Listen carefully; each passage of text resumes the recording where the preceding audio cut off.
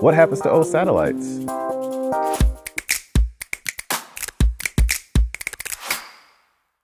Typically, satellites, if they run out of fuel or something happens to it where it's just not working, it is essentially orbiting around the Earth dead. So what happens eventually is gravity will continuously pull on it and bring it down. If that satellite, upon re-entering into the atmosphere, does not burn up, sometimes you'll find pieces of that structure on one of our large continents or in the ocean. We don't want that to happen. So if a spacecraft ran out of fuel or has a bad part, it'd be great if we could fix it. That's why NASA is working on in-space servicing, assembly, and manufacturing capabilities. OSAM-1, On-Orbit Service and Assembly and Manufacturing Mission 1, is coming to you very soon.